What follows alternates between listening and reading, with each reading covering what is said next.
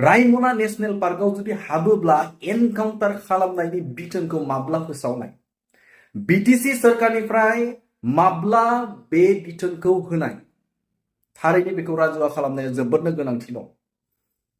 नोंथांमोना मिथिगौ जे मैयानि सानाव साननि 3 रिंगा गोसोआव लाखिदो रायजोफोर साननि 3 रिंगायाव सासे सुबुंखौ खर'आव गावनानै गावथारदों। बे जोबोदनो डिपार्टमेन्टनि थाखाय लाजिथाव होननानै आं बुंगोन। मानोना बे समाव 3 रिंगायाव सासे सुबुंखौ खास्रि बिस्रियै खर'आव गावनानै गावथारनाया जोबोदनो मोनसे लाजिथाव। सासे बर' सुबुंखौ बेफोरबायदि गावथारनाया जोबोदनो इनाय जादों होननानै आं बुंगोन। जुदि एनकाउन्टार खालामबा आथिङाव गावनायखौ नुनो मोनो, नाथाय खर'आव गावनानै गावथारनाया खनसे नङा खननै जाबाय। थारैनो बे बिथोनखौ एबा हाग्रायाव हाबोब्लादि सासे सुबुंखौ एनकाउन्टार खालामनाय गावथारनायनि बिथोनखौ बे समाव माब्लानिफ्राय फोसावनाय एबा माब्लानिफ्राय जारि खालामनाय बेखौ राजुआ खालामनाया गोनांथि दं। सासे सुबुंखौ इनायनो गावथारनाया बे सुबुं माहारि एबा हिउमेन राइट्सखौ भायलेन्स खालामनाय जादों होननानै आं सानो। दायनिगिरिया जियानो जाथों, सासे सुबुङा जोबोद दायनिगिरि बा दाय मावाथों मानो, नाथायबा बेखौदि डाइरेक्ट गावथारनांगौ बे नङा। मानोना बे समाव बर'फोरा हाग्रा बंग्राजोंनो थानानै जिउ खांनाय बेखौ जों बयबो मिथिगौ। आरो डिपार्टमेन्टआ पेट्रलिं खालामनायाव एजे बुंनाय बायदिब्ला डिपार्टमेन्टआ पेट्रलिं खालामनायाव लोगो मोनदों, मोगा-मोगि जादों आरो गावलायनायाव बे जादों होननानै जाथायखौ फोरमायदों। नाथायबा गुबुन फारसेजों नखरनि सुबुङा बाथ्राखौ फोरमायदों। बे नखरनि सुबुङा बाथ्राखौ फोरमायदों जे बे समाव जे बेफोरबायदि गावलायनाय जायाखैमोन बा जायाखै होननानै नखरनि सुबुङा बाथ्राखौ बुंनायखौ नुनो मोनदों। थारैनो मोनसे बाथ्राखौ रोखा खालामनाया गोनांथि दं जे बे समाव रायमना नेशनेल पार्क एबा बिटिसिनि नेशनेल पार्कफोराव जुदि हाबोब्ला एनकाउन्टार खालामनाय बिथोना माब्लानिफ्राय जादों बेखौ राजुआ खालामनाया जोबोद गोनांथि दं होननानै आं सानो। एबा बिटिसि सरकार, आसाम सरकारा बेखौ राजुआ खालामनाया गोनांथि दं। मानोना बे समाव राजुआ खालामोब्ला एबा बे समाव रायजो राजाफोरा जुदि एलार्ट जायाब्ला, मेसेजखौ जुदि मोनाब्ला, नटिफिकेशनखौ जुदि मोनाब्ला रायजो राजाफोरा बे समाव माब्लाबा नङा माब्लाबा मोनसे बे आरोबाव बेनिख्रुइ गिदिरसिन जाथाय जाबावनो हागौ। बेखायनो बेखौ राजुआ खालामनाया गोनांथि दं। आरो फरेस्ट डिपार्टमेन्टखौ सोर अथरिटि होखो? बे समाव सासे सुबुंखौ जे बा माबा मोनसे जादोंब्ला जे बेखौ एनकाउन्टार खालामनो सोर अथरिटि होदों?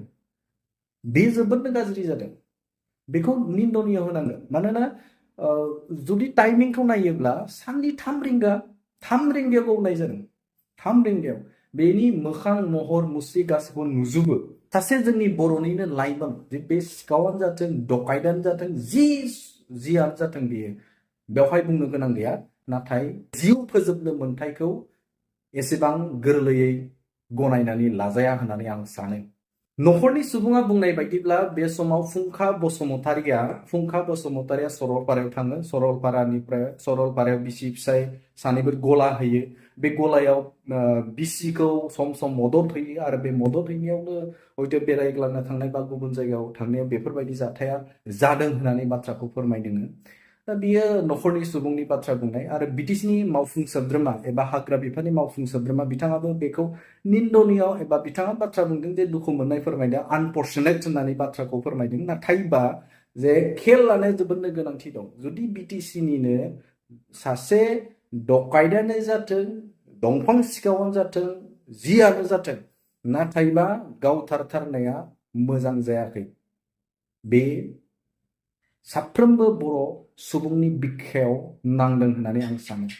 हाग्राखौ एबा सम्पदखौ रैखाथि होनांगौ, बियो सैथो बाथ्रा एबा थार बाथ्रा। नाथायबा बे नङा जे सोरनिबा बा सोरखौबा जिउ फोजोबनानै रैखाथि होनांगौ, बे नङा। हाग्रा ओनसोलाव जुदि थायोब्ला, हाग्राखौ जुदि धंस खालामोब्ला बेखौ रैखाथि होनाया गोनांथि दं। सरकारनि बिबान आरो साफ्रोमबो सांग्रां रायजो राजाफोरनि बिबान, बेखौ जों बयबो गनायनांगोन आरो जों रैखाथि होथारनांगोन। दा बिनि ओंथिया बे नङा जे सोरखौबा गावथारनाय, सोरखौबा जिउ फोजोबनानै बेखौ रैखाथि होनांगौ, बे नङा।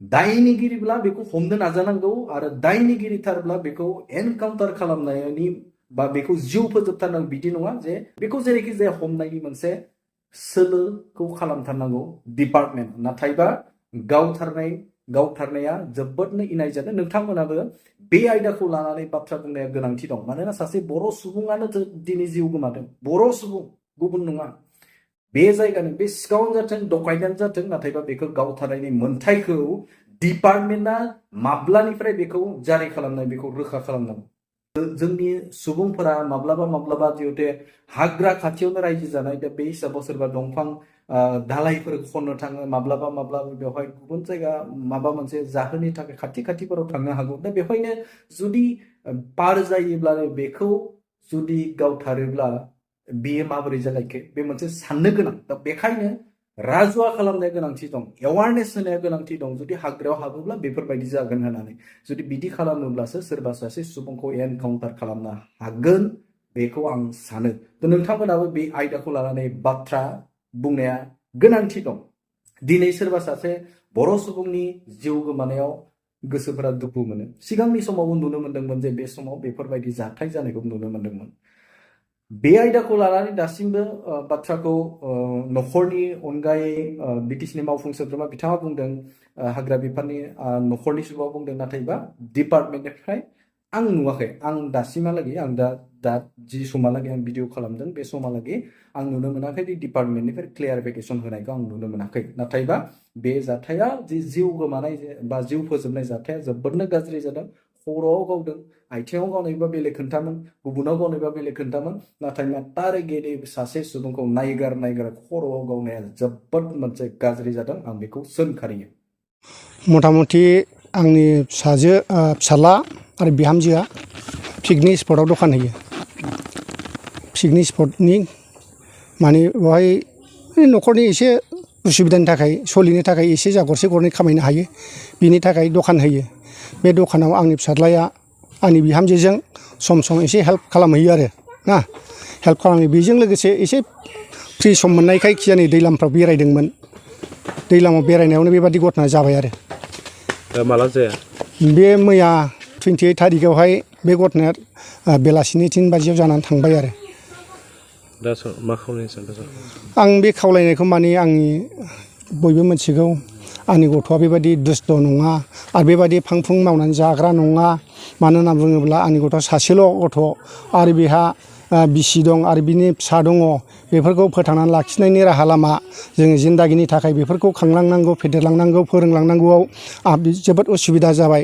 बुंनो थाङोब्ला आंबो बोराय बैसो जाबाय दिनै न'खरखौ सामलायनांगौआव न'खरखौ बेबादि मोनसे थांनानै थानायनि राहा लामा बुथुमनांगौआव आंनि थाखायबो एसे असम्भब जाबाय ना बिनि थाखायनो आंनि फिसाला जे गोथाङै थायोमोनब्ला आंनि न'खरखौ सालायलांनो हायोमोन आरो गथ' गथायखौ फोलावनायाव न'खर मेनेज खालामनायाव जथेस्थ' आङो बेखौनो आसामोन सासेल' बिसा हिसाबै दा बे सासेल' बिसायानो जुदि बेबादि अनागारिहाय बेबादि दुस्थ' मानसिफोरनि आखायाव जिउ गोमायोब्ला आङो बेखौनो सानदों जाहैबाय जाहाथे बे फिसाला गोमानायनि क्षतिपुरन एबा माबा मोनसे सरकारनिफ्राय अनसुंथाइ बेखौसो आङो खावलायदों जाहाथे आंनि गथ' गथाय एबा आंनि बिसौफोरखौ फोरोंनायाव आरो आङो बिहामजो सासे दं बेखौ जाहोनायाव लोंहोनायाव दिनै रान्दि जानानै थांनायाव बेहाबो दुखु दङ साबेसे फिसाला दंमोन सासेल' 5 बोसोरनि बे हाग्रायाव माब्लाबाफोर थांबाय बायोमोन नामा समफोर बियो आंनि फिसालायाथ' हाग्रायाव फ्राय थाङो होनना बुङोब्ला मालाबा लोगोफोरजों जुदि मैगं थाइगं नागिरनाय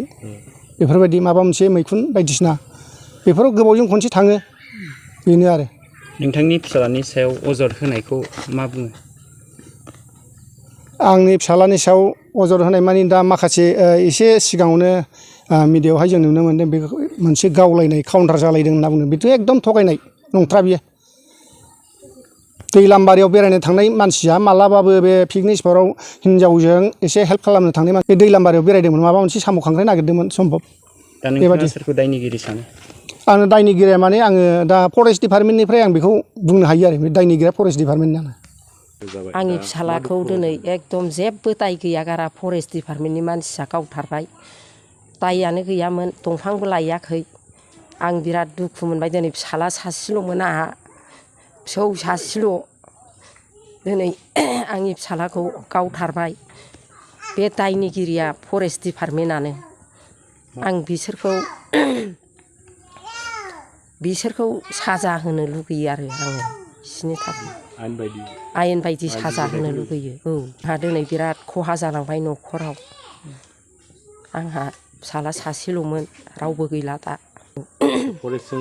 फरेस्ट डिपार्टमेन्टनि मानसिया थांनानै दाय गैया गारा गावहैबाय खिन्थु बेखौ गावलायदों होनदों बे नङा एकदम थगायदों थगायनानै बिसोरो फाव फान्दायनो सानदों नङा आरो बियो बिसोरो ओरैनो बियो बिमा बिफानि सायाव जानानै उदां उदां बेरायो थाङो जेबो होना जोङो फिसाला सासेल'खाय दा बेनि बिहिखौ सोर नायगोन दा बिनि बिसिखौ सोर नायगोन जोंनि बिहामजोखौ आरो फिसौ सासे दङ जोंहा बे फिसौखौबो फोरोंनाय फेदेरनायाव हेफाजाब नांगौ बेसेबां फरायगासिनो दं गथ'आ क्लास 2 फरायजेनो देग्लाय क्लास 2 थांबाय क्लास 2 उन्दैसो ना उन्दैसो हौवासा